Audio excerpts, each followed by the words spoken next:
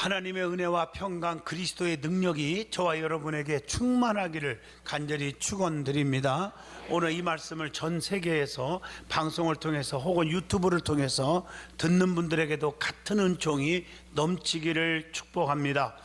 오늘 이사야 54장 2절을 통해서 넓히는 믿음을 갖자 하는 제목으로 은혜를 나누고자 합니다. 사람은 이 땅에 살아가면서 작은 것보다 큰 것을 선호하고 약한 것보다 강한 것을 선호하듯이 좁은 것보다 넓히는 것을 좋아합니다. 음식도 넓힐 때 많이 먹을 수 있어요. 나는 지금도 잊을 수 없는 간증이 하나 있어요. 어릴 때 보릿고개 때 참 가난했어요. 우리 아버지가 장에 갔다 오시면서 사과 하나를 사오면서 우리 10남매를 불러놓고 한 입씩 먹어라 그러더라고요. 그러니까 우리 큰형님이 내가 막내니까 10남매 중에 10번째 났으니까 나부터 먹으라고 하더라고요. 왜? 조금씩 먹을 줄 알고, 그리고 나머지는 몽땅 자기가 다 먹으려고. 내가 다 알아요. 그런데 어릴 때부터 가족 예배를 통해서 배운 게 있잖아요. 주일학교 때부터 입을 넓게 열어라, 내가 채워주리라. 그 생각이 나가지고 입 운동을 몇 번 하다가 하고 쫙 깨물었더니요 3분의 2가 입으로 딱 들어오는데, 우리 형님들이 성질이 나가지고 이 주먹으로 나를 딱 치는데 얼마나 아픈지 피가 나니까, 그래도요 먹는 재미가 얼마나 좋은지 피하고 사과하고 비빔밥이 돼가지고 정말 맛있게 먹어서 한 번만 더 먹으라 했으면 좋겠더라고요. 웃자고 하는 소리 같아도 넓게 열은 게 좋아요. 마음 문도 열어야 되고 문도 열어야 되고 넓게 열어야 돼요.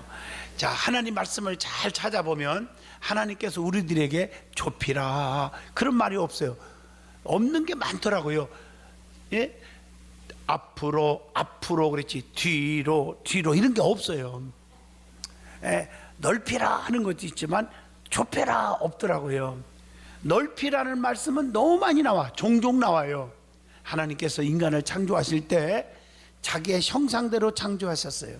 인간을 향하여 창세기 1장 28절에 뭐라고 했어요? 생육하고 번성하라, 땅을 다스리라, 지배하라, 축복의 명령을 하셨습니다. 사람은 누구나 무한하게 발전할 수 있는 능력을 가진 존재이기 때문에 넓히기로 작정하면 바다처럼 넓힐 수가 있어요. 좁히기로 마음먹으면 바늘구멍보다 더 좁아질 수가 있는 것입니다. 오늘 본문 말씀은 이사야 선지자를 통해서 이스라엘의 회복을 예언하시면서 영적으로 우리에게 주신 메시지입니다. 다시 말하면 장막터를 넓히며 처소의 휘장을 아끼지 말며 널리 펴서 줄을 길게 하며 말뚝을 견고히 하라, 이렇게 명령하신 말씀입니다. 영적으로 이 말씀을 잘 보시면 하나님의 엄청난 구원 계획과 섭리 속에서 이방인들이 이스라엘 백성으로 들어와 가지고 하나님의 언약 안에서 구원받게 되어 있도록 예정되었다는 겁니다. 이러한 이스라엘에 대한 영적 예언은 신약시대에 와서 복음이 이방인에게 전파되면서 예수 그리스도를 믿는 자들에게 성취되게 되는 것입니다. 이와 같은 차원에서 장막터를 넓히라 오늘 명령하신 겁니다. 저와 여러분은 신앙 속에 무엇을 넓히고 살아야 하는지 우리가 살펴보면서 깊은 은혜, 뜨거운 체험이 있기를 바랍니다. 제일 먼저 마음을 넓혀야 됩니다.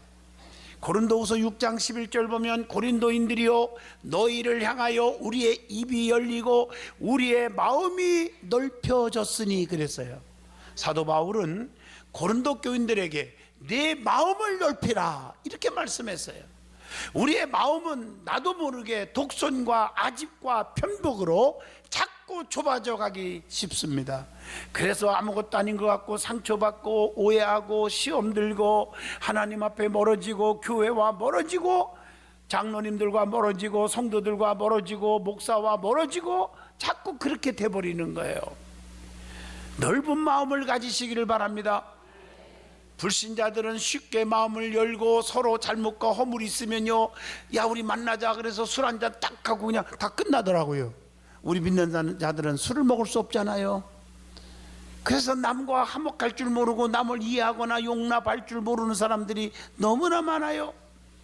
마음이 좁아지면 남도 불행하게 만들고 자기도 불행하게 되고 마는 것입니다. 그러면 마음을 넓혀야 하는데 어떻게 마음을 넓힐 수가 있습니까? 넓어지라고 한다고 넓어지는 게 아니잖아요. 첫째, 예수님의 마음을 닮아야 넓혀질 수가 있습니다. 빌립보 2장 7절로 8절 보면 오히려 자기를 비워서 종의 형체를 가지사 사람들과 같이 되셨고 사람의 모양으로 나타나사 자기를 낮추시고 죽기까지 복종하셨으니 곧 십자가의 죽으심이니라. 예수님의 마음만 갖고 산다면 그리스도의 품성을 갖게 될 줄로 믿습니다. 예수님의 마음은 어떤 마음입니까? 겸손한 마음입니다. 한마디로 교만한 사람은 마음이 좁고 겸손한 사람은 마음이 넓은 거예요. 그래서 겸손한 사람은 포용력이 커지고 누구나 은혜를 받고 배울 수가 있습니다. 그러나 교만해지면 무조건 타인을 무시하게 되고 비판하게 되어서 남을 용납할 줄도 모르고 품을 줄 모르고 은혜도 못 받게 되는 것입니다. 예수님께 부름받은 사람은 그 부르심에 합당하게 겸손하게 행하라고 서로 용납하라고 에베소 4장 2절에 권면합니다. 하나님이 택하신 거룩하고 사랑하신 자의 특징이 뭡니까? 골로새서 3장 12절에 뭡니까? 긍휼과 자비와 겸손과 온유와 오래 참음을 옷 입으라 그랬습니다. 예수님이 겸손하신 분이기 때문에 겸손한 자에게 은혜를 주신다고 베드로전서 5장 5절에 말씀하고 계십니다. 예수님께서 오신 목적이 섬김을 받으려 온 것이 아닙니다. 도리어 섬기려 오셨다고 마태복음 20장에 분명히 말씀합니다. 그래서 예수님은 제자들의 발을 다 씻어 주셨잖아요. 그래서 빌립보 2장 7절에 예수님은 하나님이신데도 불구하고 자기를 비워 종의 형체를 가지신 겸손하신 분이십니다. 그러므로 예수님의 마음처럼 겸손한 마음을 가지시면 우리의 마음이 한없이 넓힐 수가 있습니다. 우주 만물도 가슴에 품고 사랑하고 용납하고 이해하고 포용할 수가 있게 되는 것입니다. 그리고 예수님의 마음은 희생하는 마음이었어요. 예수님은 평생을 희생적 삶을 사셨습니다. 왜냐하면 하나님의 뜻을 이루기 위해서였습니다. 그래야 전 인류를 구원할 수 있기 때문이죠. 우리가 신앙생활하면서 희생은 최선의 노력을 기울일 때만이 가능한 것입니다.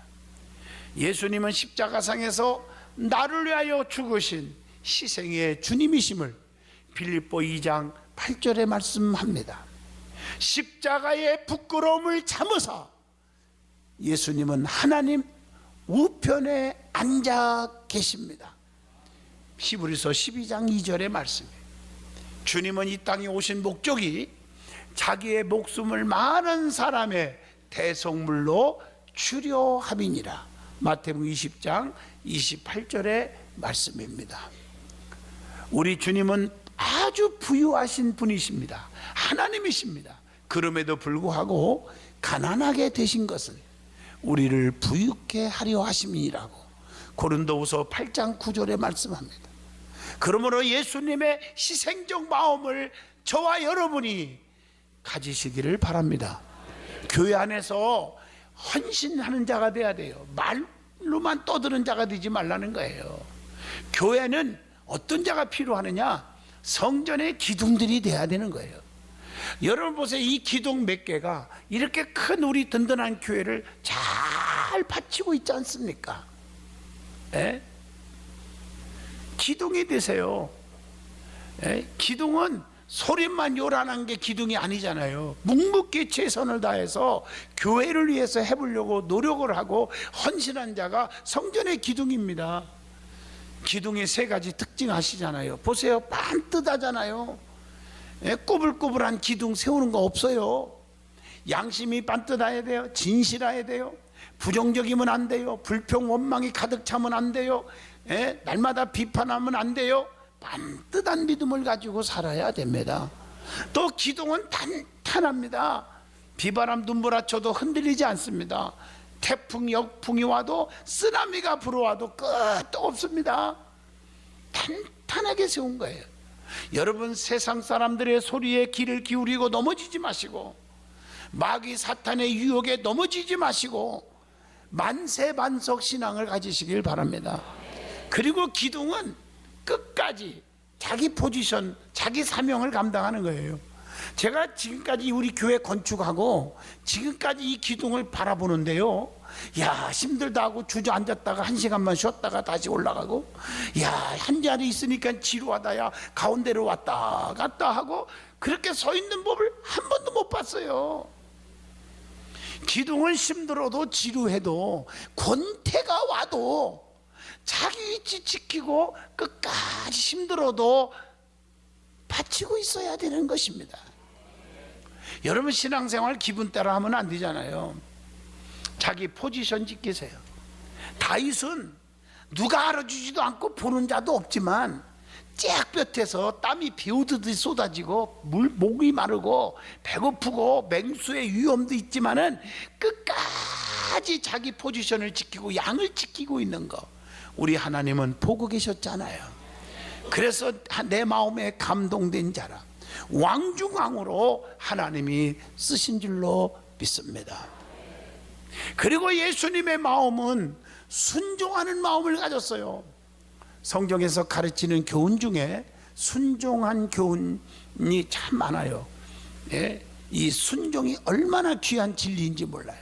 순종하는 곳에 하나님의 뜻이 이루어지고 하나님이 기뻐하시고 영광을 받으시는 것입니다. 순종할 때 기적이 많이 일어납니다. 아브라함도 순종했더니 믿음의 조상, 복의 근원, 자손의 축복, 물질의 거부가 되는 복을 누렸습니다. 그래서 사무엘상 15장 22절에 순종이 제사보다 낫다고 말씀하고 있습니다. 예수님은 빌립보 2장 8절에 죽음까지도 마다하지 않고 하나님께 순종하신 분입니다. 예수님은 요한복음 10장 18절을 보면 아버지의 말씀을 쫓아서 자신의 목숨을 버리셨다고 했습니다. 그래서 로마서 5장 19절에 한 사람이 순종치 않음으로 죄인 된 것을 주님께서 순종하심으로 의롭게 되었다고 말하고 있습니다. 예수님은 하나님의 아들이지만 고난을 겪으면서 순종을 배웠습니다. 히브리서 5장 8절입니다. 겸손하면 순종을 잘하게 되어 있습니다. 말씀을 들을 때도 순종하기로 결심하는 자는 겸손한 자입니다. 겸손한 사람은 마치 마음이 스펀지와 같아서 흡수력이 강합니다. 그래서 주의 말씀을 딱 던지면 아멘 하고 잘 받아들여요. 그리고 눈물도 흘리고 깨달음도 받고 회개도 하고 또 결단도 잘합니다. 그러나 어떤 사람은 돌 같아서 마음이 딱딱해서 물방울을 떨어뜨리면 툭툭 튕기듯이 말씀이 들어오질 않아요. 마음속에 팅팅팅 튕겨나가요. 겸손해지면 마음이 넓어지고 교만하면 마음이 좁아진다는 것. 사람의 행복과 불행도 그 마음이 넓고 좁음에 있다는 것을 아셔야 합니다. 그래서 빌립보 2장 5절에 이렇게 말씀합니다. 너희 안에 이 마음을 품으라 곧 그리스도의 예수의 마음이니. 그래서요, 우리들도 예수 그리스도의 마음을 품어서 마음이 한없이 넓어지기를 축원드립니다. 두 번째는 벽을 헐어버려야 마음을 넓힐 수가 있습니다. 사도행전 2장 44절로 46절에 보면 초대교회에 성령의 뜨겁고 강한 역사가 일어났더니 하나님과 모든 사람들 사이에 두껍게 쌓여있던 벽이 다 허물어졌습니다. 가로막혀 있는 벽이 있으면 안 됩니다. 그래서 예수님께서도 부자의 주님이시잖아요. 하나님 앞에 예물을 드릴 때 형제와 화해하지 않은 거 있구나, 안 받으셨어요. 가서 재물을 놓고 화해하고 와라. 그래 내가 받아준다 그랬어요. 막힌 담이 있으면 안 돼요. 벽이 있으면 안 돼요. 허물어뜨려야 돼요. 그래서 주님께서 요한복음 13장 34절에 새 계명을 너희에게 주노니 서로 사랑하라, 이렇게 말하고 있습니다. 사랑이 무엇이냐고 물어보신다면 베드로전서 4장 8절에 모든 허다한 죄를 덮느니라 그랬습니다. 장로님들의 허물이 있습니까? 성도들의 허물이 있습니까? 교회의 허물이 있습니까? 목사의 허물이 있습니까? 진정한 사랑은 덮는 것인 줄로 믿습니다. 예수님께서는 계속해서 우리에게 하나가 되라고 말씀하는 거예요. 그래서 요한복음 17장 22절 내게 주신 영광을 내가 그들에게 주었사오니 이는 우리가 하나 된 것 같이 그들도 하나가 되려 하려 하심이니라, 그렇게 말하고 있어요. 지역의 벽, 소유의 벽, 마음의 벽이 성령 받고 다 허물어지기를 바랍니다. 초대교회는 이 모든 벽을 다 허물었다고 사도행전 2장 46절에 말씀합니다. 여러분, 이것이 마음을 넓히는 거예요. 그리고 이기심, 자기 고집, 교만, 생각을 버려야 벽을 허물 수가 있습니다. 자기 이익만 생각하고 자기 중심으로만 사는 이기주의자는 언제나 불안합니다. 초조합니다. 불행하게 삽니다.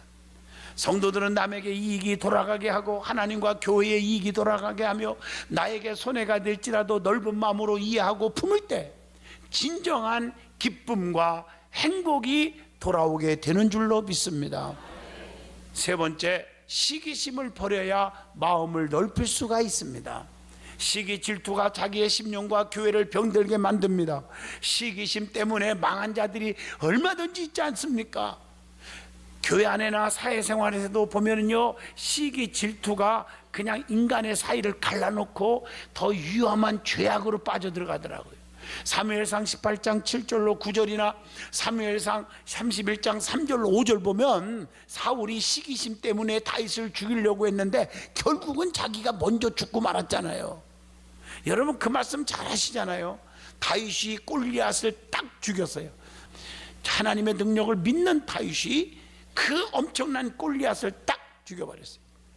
그랬더니 동네방네 온통 온 세상에 소문이 났는데 그게 뭡니까? 사무엘상 18장 7절에 사울은 천천히요 다윗은 만만히로다. 여러분, 천천도 굉장한 거요. 천천히라 소리 들으면 박수 쳐줄 일이요. 그런데 자기가 천천인데 고맙게 생각 않고 다윗이 만만이라고 그러니까 배가 너무 아픈 거요. 시기가 나왔어요. 질투가 나온 거예요. 사울의 마음이 점점 좁아지기 시작합니다. 그런데 그것이 어떻게 변했습니까? 악실에 사로잡히고 질투심에 불타 다윗을 죽이려고 쫓아다니게 되었잖아요. 그러나 다윗은 어떤 자였습니까? 그럴수록 마음을 넓혔습니다. 사울을 죽일 수 있는 기회가 왔지만 안 죽였습니다. 용서했습니다. 심판을 하나님께 맡겼습니다. 결국 마음이 좁아진 사울은 전쟁터에서 블레셋 군에 의하여 비참하게 죽고 말지만 마음을 넓힌 다윗은 흥하는 축복을 받은 줄로 믿습니다. 여러분, 요한복음 3장 30절 보면 세례 요한도 마찬가지예요. 자기를 따르던 제자들이 다 예수님께로 가니까 인간적으로 어머 이거들 봐, 나한테 오더니 다 주님께로 가버리네. 시기 질투할 텐데 하지 않고 오히려 뭐라 하겠습니까? 요한복음 3장 30절에 그는 흥하여야겠고 나는 쇠하여야 하리라. 그리고 에베소 5장 4절에 불평하는 사고에서 감사하는 사고로 바꿔줘야 됩니다. 예? 불평은 망하는 지름길이에요. 감사는 성공하는 지름길입니다. 이걸 아셔야 돼요. 불평은 마귀가 춤을 추지만 감사는 성령님이 기뻐하신다는 것이죠. 그리고 시편 39편 7절이나 42편 5절에 보면 절망적인 사고에서 소망적인 사고로 바꿔줘야 됩니다. 그리고 마태복음 25장 1절로 4절에 적당주의적 사고에서 최선을 다하는 사고방식으로 바꿔줘야 합니다. 그래서 열처녀 비유가 거기에 나오지 않습니까? 또 두 번째로 입을 넓게 열으라는 말은 여호와의 입을 생각하라는 것입니다. 잠언서 8장 7절로 8절의 말씀입니다. 하나님의 입은 잠언서 8장 6절 뭐라 했습니까? 정직을 말한다고 했어요. 정직한 자는 여호와의 얼굴을 뵐 수 있다고 시편 11편 7절에 여호와는 의로우사 의로운 일을 좋아하시나니 정직한 자는 그의 얼굴을 하나님을 그거 말이죠 배우리로다 이렇게 말하고 있어요. 그리고 잠언서 8장 7절에 내 입은 진리를 말하며 내 입술은 악을 미워하시느니라. 여호와의 입은 진리를 말합니다. 진리의 말씀을 떠나지 말게 해달라고 그래서 우리는 기도하고 고백을 하라고 시편 119편 43절에 말합니다. 여러분 하나님의 입은 의를 말합니다. 잠언서 8장 8절에 내 입의 말은 다 의로운즉 그 가운데에 굽은 것과 패역한 것이 없나니 그래서 여호와는 의로운 일을 좋아하신다 그렇게 시편 11편 7절에 말씀하고 있는 것입니다. 그리고 여호와의 입은 잠언서 8장 7절 악을 미워하느니라 이렇게 말하고 있습니다. 악인들의 입은 입만 열으면 저주가 나가고 괴율과 포악이 충만해요. 쑥덕거리고 크게 충만해요. 시편 10편 7절에 그렇게 말하고 있어요. 죄악으로 가득 차 있어요. 그러므로 여호와의 입을 늘 생각하시고 우리의 입술이 아름다워지기를 바랍니다. 세 번째, 영적인 입술이 되셔야 합니다. 늘 찬송이 넘치고 부르짖는 기도가 넘쳐야 합니다.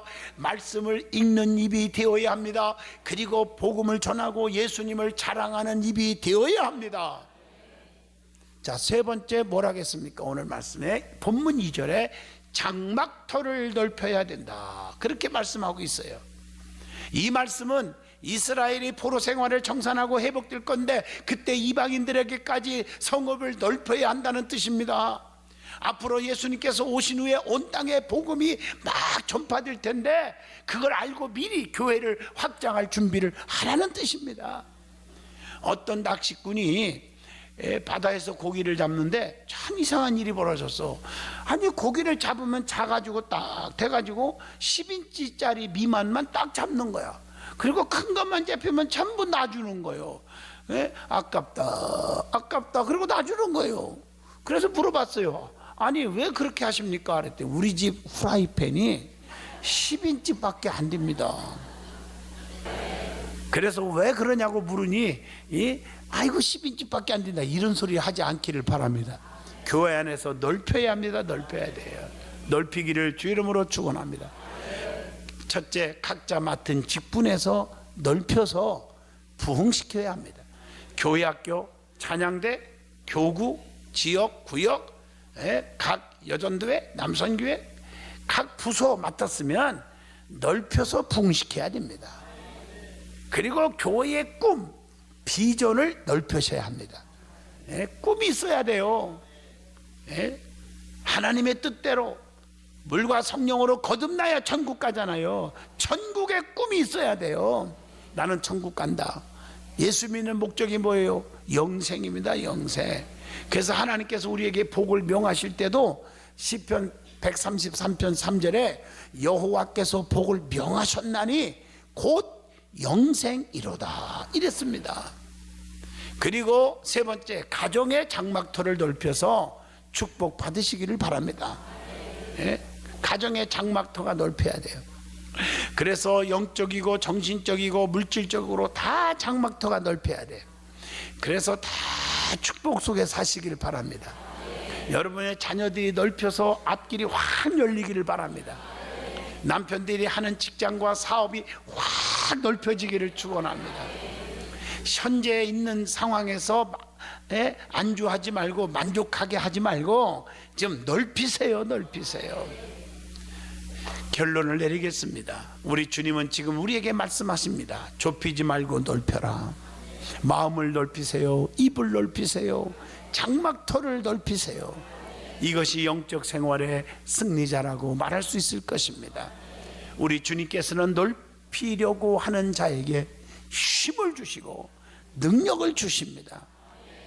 오늘도 여러분들이 이제 다 넓혀서 엄지가 되기를 축복합니다. 너 하나님의 사람아, 이 소리를 들을 수 있기를 바랍니다. 그래서 무엇을 하든지 시온의 대로가 쫙 열리기를 주님의 이름으로 축복합니다.